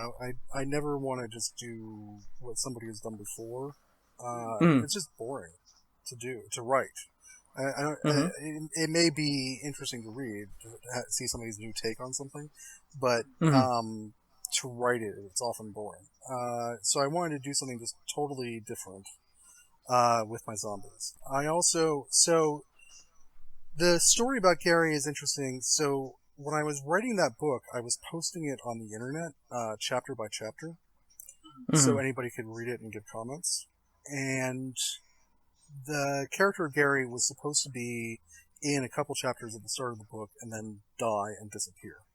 And the people who were reading the book online loved him so much that I was like, oh, geez, okay, I guess he's the center of the story now. Yeah.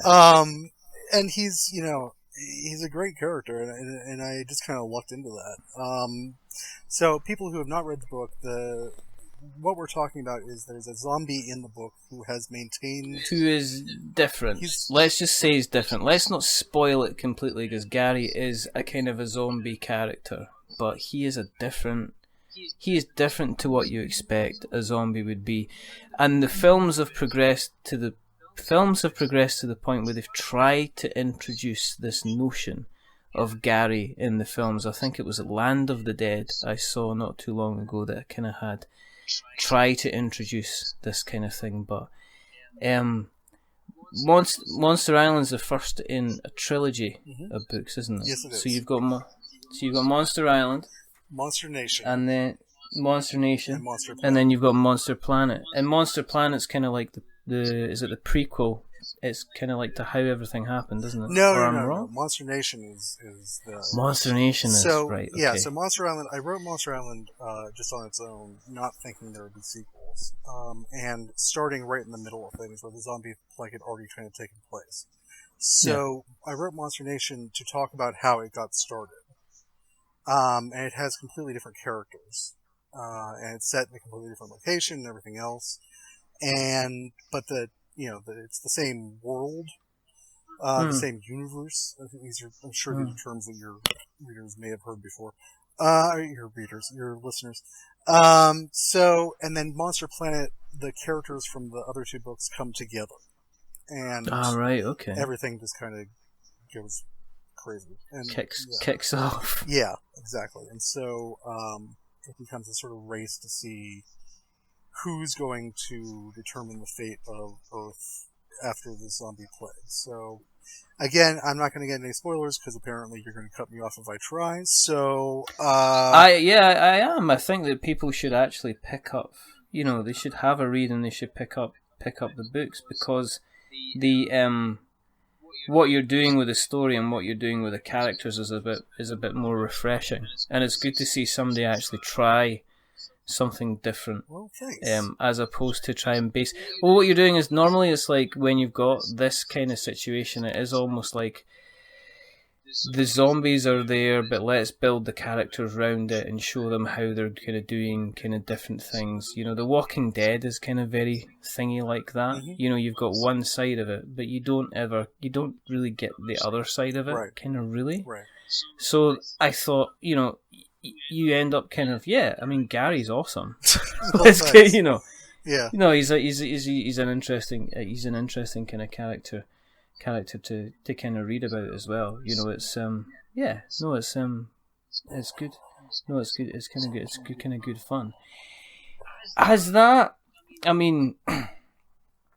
Other books that you've done, you've gone into, is it vampirism as well? Vampires. That came next. That started with 13 Bullets. Yes. And there again, I was trying to do something a little different.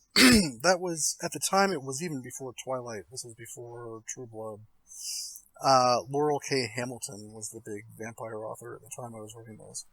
And she wrote these romantic vampire stories about a woman who falls in love with a vampire, and their dating life. And I was... Yeah, they're good books. They're perfectly good books. I have no problem with them. And people who enjoy them really, really like them. I'm not going to tell anybody, don't read this book because it's crap. If you enjoy it, it's not. Like, if you like something, it's not bad. And people telling you it's bad are not going to convince you otherwise. So no, exactly. I'm not going to tell anybody what to read, but I read those books and thought, well, these are fine, but to me, vampires are scary. Strangely enough, somebody who wants to drink the blood out of your neck is scary. So, I said, I'm going to make the nastiest, gruesomest, viciousest, evilest vampires I possibly can, to try to show another side of this. So, I always say that instead of wanting to date you, these vampires want to rip your head off and drink blood out of your stump. It's Lost Boys kind of thing. I mean, that's what a vampire should be. Right. Yeah. I'm sure you've seen the picture on Facebook of kind of like, this is what a vampire looks like. This is what a werewolf looks like. This is what a zombie used to look like, and things like that. And they've kind of got this is what a wizard used to look like, and they've got like pictures of kind of like Robert Pattinson from Twilight as opposed to kind of like Kiefer Sutherland in Lost Boys or something. And they're just like saying, when did they make the monsters also kind of cute? Well, but that's the thing. I mean, Kiefer Sutherland was definitely supposed to be this pretty boy who, in comparison to Corey Haim, and even Dracula, even Bram Stoker's original Dracula novel. Dracula is this very charming, attractive character. Like, there is something there that leads to the sparkly vampires. But I mean, it's not like he was menacing. I mean, when Stoker wrote the original thing about Dracula, he was charming, but there was a menace about him that kind of was all the way through. You look at, we're going to get the wrath of the Twilight fans. I don't know if we'll get some strongly worded letters from them, but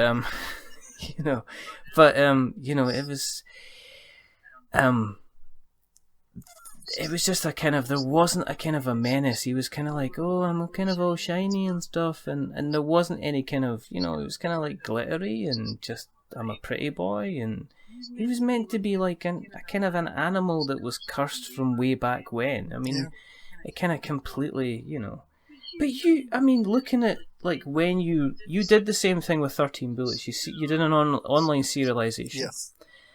And then you went and just went, I'm gonna go vampire daft me. I'm just gonna write lots and lots of books in a very, very short period of time. No. Okay, so another thing I wanted to do with that series, and I'm interrupting because this is actually like a serious thing. So I knew that the other thing about those romantic vampire series is they went on forever. I think that Will K. Hamilton wrote 25 of those books, and they get worse as they go along. They actually hers turn into hardcore pornography as they go along, which is fascinating because they start out very prudish. The first book, she won't have sex with the vampire because that would be against God, and then by the 15th or 16th book, there's stuff going on that Hugh Hefner would blush. The stuff that she writes, and more power to her. Again, if that's what people want to read, then absolutely they should be allowed to read it. But that wasn't where I wanted to go. I did not want to have diminishing returns. I always knew with the vampires, I wanted to write 5 books, and it was going to tell one continuous story and have an ending. That it was not a soap opera. This was the story about this one vampire hunter's journey, start to finish, and from the first day she sees her first vampire to the day that she kills her last vampire, or gets killed by them. I shouldn't give away the ending. It's okay. But yeah, it was going to be one continuous story, and it had a serious, concrete ending. And I actually kind of shot myself in the foot doing that because I constantly get people saying, when's the next book coming out? I wrote 2 werewolf books, and at the end of the second werewolf book, this is a total spoiler, I don't care. So at the end of the second werewolf book, literally every werewolf on Earth is cured. Oh, well, there you go. Because that's over. Is that Overwinter? Yes, and it's the end of werewolves forever. And 10 years later, I have people asking me when the 3rd book comes out. And I'm like, what would that book be about? There aren't any more werewolves. So, yeah, this was a very conscious decision on my part to keep things, tight. And just not have these never-ending ever-expanding stories that just get kind of lost. I wanted a real ending. And now you've moved on to the Plague Zone, or what they say, which is the Plague Zone, and then you've got you seem to be a big fan of doing kind of like ebooks instead of the print. Is that just your modus operandi? Is that how it works nowadays? Part of the problem here is that you don't know about my pseudonyms, apparently, because yeah, no. This is I could go on and on about the story of my writing career. That's not why people tuned in for this podcast.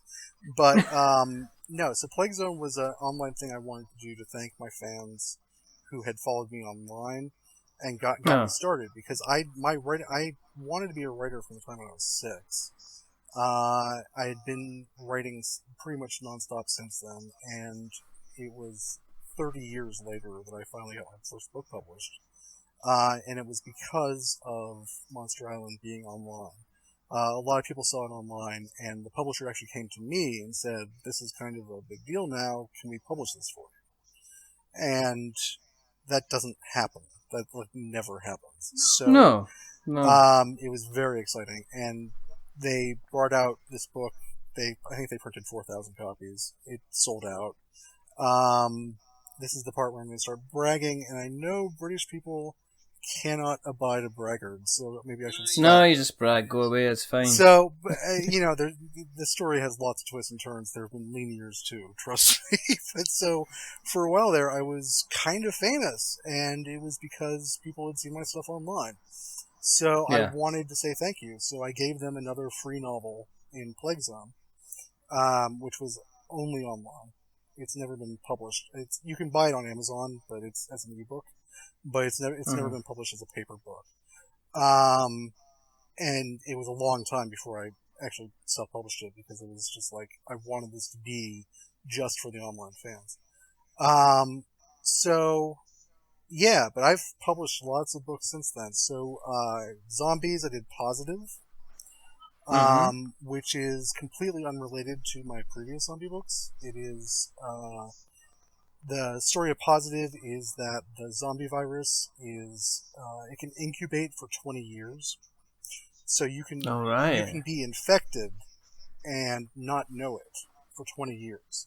And then one day, out of the blue, you just, like that, turn into a zombie. And so the book is really kind of about what that does to society. Where, like, literally there are people running around who may, 20 years from now, kill everybody they see. Yeah. Or maybe they're fine. And there's no good way to test except to chop their heads off and study their brains. And so... That'll do it. So what they do is, if they think you might even possibly be infected, they tattoo a plus sign on your hand. And you go through life with everybody looking at you, knowing that at any second you could try to bite their face off. Strangely enough, people don't treat you very well. So, be surprised. So that's Positive, which is it's by Zombie Epic. It is a huge, huge book in terms of number of pages. It's very long, and I'm very proud of it. So that was my latest zombie book. More recently, I've been doing other genres. I did some fantasy novels as David Chandler. I wrote 3 fantasy novels. The first one is called Den of Thieves, which I hope people might check out, because it's really, really fun if you like fantasy. And then most recently, I'm doing science fiction. I did a book called Forsaken Skies, and that's under the pseudonym D. Nolan Clark. D. Nolan Clark. Yes. And that just came out in the UK in paperback. Okay. And it's gotten great reviews, and it's doing pretty well. I'm totally thrilled about it. It's basically Seven Samurai in space. Is the best way to talk about the plot. It's not just a copy of the Kurosawa movie, but that's kind of the starting point. Is there's this planet, this farming planet that's been attacked by aliens, and the aliens are going to come back. But the corporation that runs the planet, decides that it's more cost effective to just let everybody there die than it is to defend the planet. That sounds like a decent way to do business. You know, if everybody dies, they can't sue you. I suppose so. Yeah, exactly. You know, exactly. Is American business logic at its best. So basically, some ragtag band of rogue starfighter pilots decide they're going to save this planet, and then it gets really weird. So, right. So it's not just Seven Samurai, but it kind of starts from that. And no. I mean, what we'll do is, as normal, we will put links in the show notes. Great. So we've got kind of links to show, so everybody can hear. Because I take it you've gone down the route of the pseudonyms so that you weren't tied into the genre, or you could go ahead and write about different genres without being kind of judged, I guess, on the work. Yeah, it wasn't entirely my idea. My editors kind of pushed for it, and then my agent thought it was a good idea, and I thought about it. Yeah, there's a point to that. Yeah. This idea that, somebody who picks up my science fiction book and loves it and then says, what else has the guy done? I don't necessarily want them picking up a book about a vampire ripping somebody's head off. No. Because they might get really turned off by that. There are people who don't like blood and gore. And I totally get that, and I've written books that have no blood and gore in them. I totally understand. If you do like blood and gore and intestines being dragged down the street, I also have books for you. Yeah, you're having a house party. I'm a full service provider here. If you want graphic depictions of sexuality, I've written books like that, and well, there you go. Not pornography necessarily, but I wrote a couple thriller novels, which I intended for a slightly more adult audience, and so there is very graphic sex scenes in them. Oh, there you go. My horror novels do not have any graphic sex scenes in them because that would just disturb me too much to put those two things together in the same book. So these are very different kinds of books. My style is the same. I do a lot of action in my books. I do a lot of just... I really try to have characters that you're going to relate to and care about, but who are not necessarily nice people. I really like putting in characters in my book who are jerks, unpleasant people, but then who are heroic at the same time and who you will root for. And I hope by the end of the book, even if you thought they were a jerk at the beginning, you'll understand them better by the end. I'm the same writer, and there are things that I carry out through all the different books in the different genres. But I am very careful to not put something in a book that someone is going to be really turned off by. If they were looking for a story about rocket ships and explosions in space, then maybe they don't want the graphic sex scenes and they don't want the intestines being dragged down the street. And so having a different name for those books kind of make sure that if somebody does want to see all my different books, they can easily find out my pseudonyms and find them, but they won't accidentally pick something up that's going to be too much for them. Okay. Yeah. Well, we're applicable. As I said, we'll put some links out there. So if people have been listening tonight and they've been like, yeah, they sound interesting, let's go and pick them up and give them a read, and we shall do that. If people want to, I guess, find you in other places, do you have a presence on the Tinterwebs? I do. I have several. You can go to davidwellington.net, which is my very antiquated and abused homepage. But it's got lots of links on it to various things. You can follow me on Twitter at lasttrilobite, I have my Twitter set up so everything I put on Twitter gets posted on my Facebook. And I very rarely use Facebook. I mostly just do Twitter. But you can find me on Facebook. I'm David Wellington. And I do occasionally put longer pieces there because they won't fit in 140 characters. Yeah. That's the only use of Facebook I can find, is that you can do longer things than Twitter lets you do. Cool. Otherwise, I hate Facebook. Probably shouldn't. I probably shouldn't say that during this part. Yeah. No, but don't go to Facebook. I don't like it. But obviously, you can check out my books wherever you buy books. There are plenty of independent bookstores that you should definitely support that are selling my books. Yes. I just heard about this one independent chain in the UK called Waterstones. I don't know if you've heard of it. Oh yeah, they're massive. Waterstones are huge I was in the UK, kidding. Yeah. I was kidding. I know about Waterstones. Yes, I know I was kidding back. I lived in London for a year, and oh my god, I lived in the Waterstones. But yeah, so there was a Waterstones that just made my book Forsaken Skies a staff pick, and I am thrilled to say you should go support that store. Yeah, so wherever you get books, independent bookstores are always great though, because you can actually talk to people who have read books, and they will give you good recommendations. I don't want to plug like the big elephant in the room, of course, which is Amazon, but I do have an author page on Amazon, and there you go. You can see all my books there. Cool. Right. And if you want to keep an eye on what we're up to, we are also on the interwebs. So you can find us Twitter, We're Not Wizards. You can find us on Facebook at We're Not Wizards. We are on Instagram at We're Not Wizards.